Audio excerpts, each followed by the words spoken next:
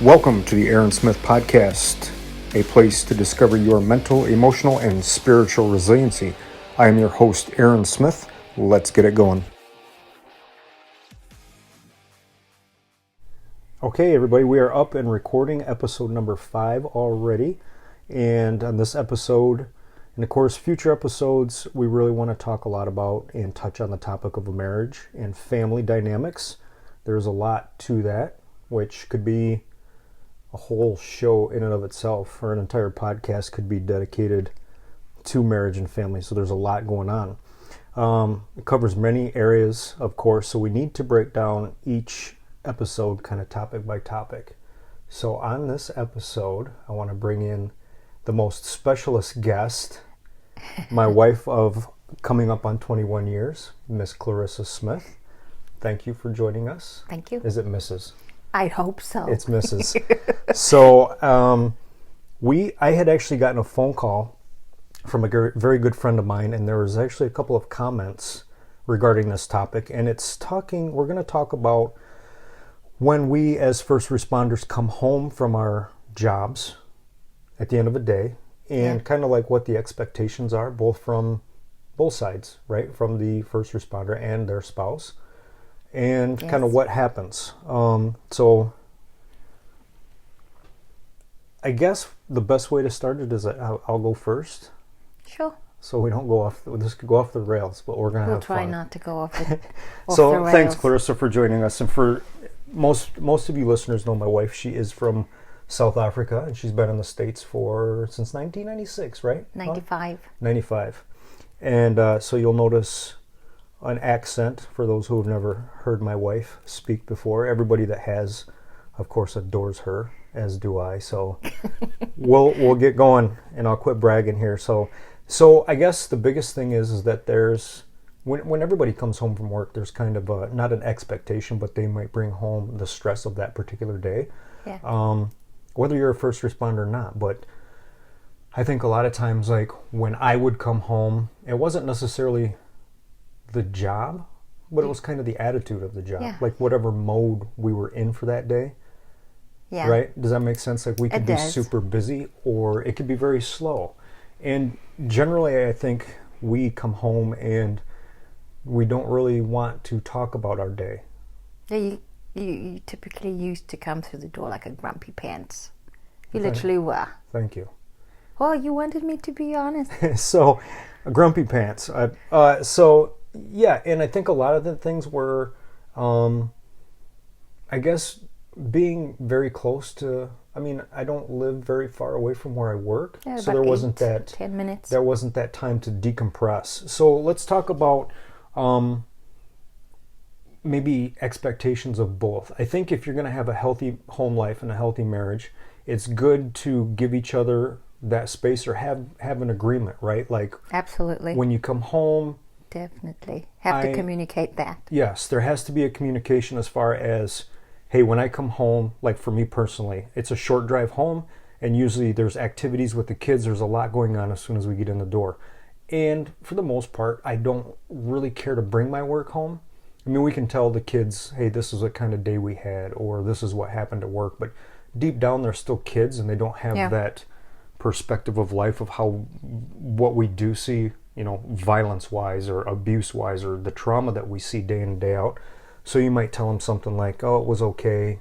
Now I can pretty much tell our boys, it was okay. It was a good day. It was a bad day. And they, at this point, I've communicated enough with them that they kind of have an idea. Yeah, and I think we've also taught them as they were getting older, and they started communicating and understanding a little bit more of your job, not being so cool. That's when we really started communicating about being mindful as to what to ask Dad, in particular, when you come home. The biggest thing for me was, because I didn't understand this, about the allowing you to decompress. It was after I did the Head Gilmartin. It was a couple of years ago. Was that? It was in 2007. Was it? Yeah. Probably 2007, 2006. Made a lot more sense for me to be mindful of. Yep. whether it's been a slow day or whether it's been a crazy day, there needs to be a decompression for you.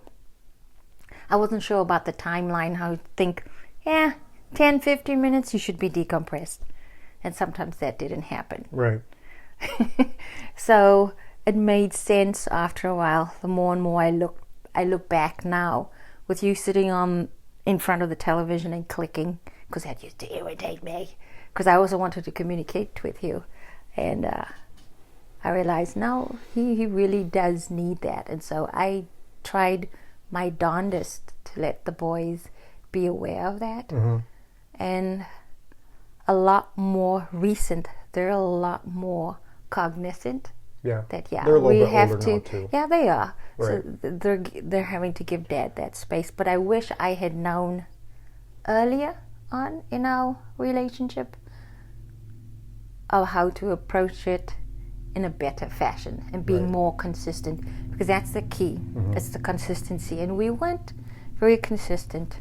Okay, so I think what you're saying is that now, and if you are a first responder listening and not just a spouse of a first responder, don't just think because you're a police officer or something and you've had a bad day at work that gives you all access to come home and be a jerk, or to think that kind of like it's all about you. Does that make sense? Yeah. Like, hey, your spouse is also working, and don't compare your stress to their stress. They also may have had a bad day, or they may want to talk about their day. And that comes down to honoring each other and respecting one another. Sure.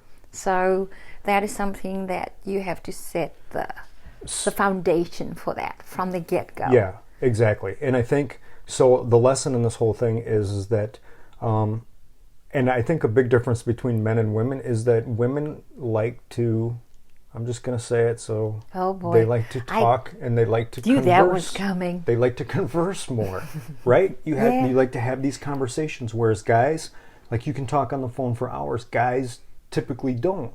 Yeah. Just don't like to talk. How was your day? Fine. That means everything's good. How was your day? Oh, good. We had this type of patient. We did this. We did that. We did this and this and this. And I'm kind of like out in left field. It's detail. So, but know that about each other, and then that way, at least listen to the other person, and then, okay, cool, I'm going to be out here. So the takeaway here is communicate that fact that when I come home, hey, just give me a few minutes. Home life is busy as well, especially with kids. Give me that few minutes and I'll be good. Hey, you know what? I don't want to talk about work today. And that's fine, right? Yeah, I agree. There has to be an agreement between the both of you to be active listeners. Sure. It doesn't just take the active... What'd you say? No, I get it. But active listeners on both sides is important. Right. So, exactly. Keeping things into perspective. Keeping in perspective that, you may have had a bad day at work. However, your spouse may have had a bad day also. So, there's really no magic to it. Right? No. Yeah, it's communication, bottom line. Like, hey, this is what's going on today. I'm cool. I just don't want to talk about it. Now, for those of you who have kids, we did struggle with this when our boys were smaller. Younger. They, they're both boys. They're both very rough and tumble. And, back in the day, they thought, police work is what they see on TV and SWAT teams and this and that. And they will not understand what kind of day Dad has or Mom has at work being a first responder when they're very young. So I think the best way to communicate that is what? Have the spouse maybe say, hey, when Mom or Dad gets home from their job. Well, it depends on each family dynamic and nuance, because they know their kids and personalities, so they're going to have to find some type of technique, or not, I shouldn't say technique, but some kind of way. Husband and wife will agree on, hey, maybe we'll try this and see whether this gets a positive response from the kids or an understanding, but depending on how old they are. Right. So each age group, or each as they get older, you'll definitely change when way mom you or dad communicate comes from work, it's been rough or it hasn't been. Yeah. And I think the hardest thing to do, but yet the best thing to do, is come home and maybe take that rest for a minute, but get up and do something. It is very easy, To sit in the couch. That isolation is, man. And you go justify. to the bedroom or just kind and of having that disappear. chill out time or reading time or whatever. I think right before bed is kind of like my time to have that unwind. But I think if you involve yourself in another activity, it gets your head away from work and off of yourself. Like I liken it to when I coached our youngest son's basketball team last fall, and is it stressful? Absolutely. Coaching 6th and 7th grade boys is stressful. God bless you. But I found that I could leave work and I was immediately responsible for a different kind of stress. But it was different, though. But it was different, and that was good because it took that mind off of that police mindset, what happened at work. So, but it highlighted balance instead of just right, being right in the police mode. It was something different, Yep. and I, as much as it was a lot of, it wasn't stressful. It was just different, Yes, it was. but it's a different stress. But so that having activities, also got involved in something I'd never done before, which was a group Bible study that you made me go to for 6 weeks. I did not. We But communicated that was good. That was the first time Yeah. in 20 years that we had done something like that. And Together. so we have to keep in mind that we have to kind of not just focus on ourselves, put the focus on something else, and that will get kind of your problems, you away from you. You'll get you away from your situation for a little bit of time. So, and it's different, and it's kind of interesting. Like with us doing the life group, it was really good because it was different for the both of us. It wasn't Right. just for you; it was for me as well. Absolutely. So, but for me, it was that whole mindset of I don't want to go out and socialize. I don't want to go out and meet other people. I don't want to talk to other people. I don't want to go to somebody else's house. I don't know these folks. I don't want to get to know these folks. I have enough friends, right? I did go through that, but I had to actively get out of that mindset and join this. And I had a good time. Yes, you did. We did. So just for those listening out there, like, get outside of your comfort zone and do something a little bit different once in a while. And it is hard, and it takes grit to get out and go. Let's just go. I mean, especially in the middle of the winter, man. Yeah. It was freezing cold, and I was like, man, I'm home in my sweatpants. But I got to get out and go. But the word that comes to mind with regard to that is that we were one accord about being purposeful, Right. wanting to do something different. And that's really neat in a relationship because our sense of adventure should never stop.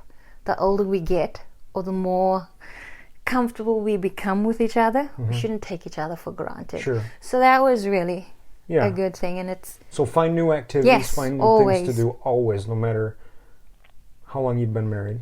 So Yeah. I think that's good. So okay, that was good. I think we wanted to keep this one short, but I wanted to bring my bride on here and introduce her to everybody. And of course, we're going to have her on here more often because oh boy, being married for 20 years and being a police. Well, we were married before I was a police officer, so just we for have a few months. we have those dynamics, and we've raised kids. Being a police officer's kid is no small task, No, and it raising isn't. them is difficult as well because we see the ugly in the world and we project that on our children a lot of the times. being overprotective. Absolutely. So you will come back and join us again, my dear, correct? Yeah, I'll strongly consider it. All right, well, I appreciate it. So that's it for today. Takeaways are, when you come home, make sure you and your spouse have communication. If you need downtime, then communicate that to your significant other. Be able to find a way to communicate that to your children as well. And it's okay to take that downtime. Absolutely. It's okay to relax, but don't get into that habit of Isolating. That relaxation or that unwind period becoming isolation, and now you're binge watching whatever it is people watch on TV Hallmark these days. Channel. So keep it in perspective. Communicate with each other. don't put your stress above the other person's stress, and work together. It is work. Don't think that we get on here and we're No. the But it's guiding light, respect. or I don't know. There's no good wholesome family TV shows on anymore. Guiding light, that was a soap opera. Anyways, I'm getting off the rails here. So communicate with the kids, keep in touch with each other, check in, and get outside your comfort zone. Yes. And stay active with one another. So thank you, my dear, for being on here, and You're welcome. you'll be on again soon, hopefully. We'll bring her on again, and we'll go over some more topics. So we'll have this posted up, of course, on Facebook. Check us out on Spotify, Instagram, Google Apps, and there's a couple other ones that I keep telling you I'll remember, but I don't. But please comment, like, and share. Let us know, if you enjoyed this one, bringing Clarissa on. We would love to tackle some more family issues. We've been married for almost 21 years, and we have 2 teenage boys, so we have some experience, I would say. So let us know. We care for you guys, and we want to make a difference in your lives. So thanks for checking us out. We'll talk to you soon.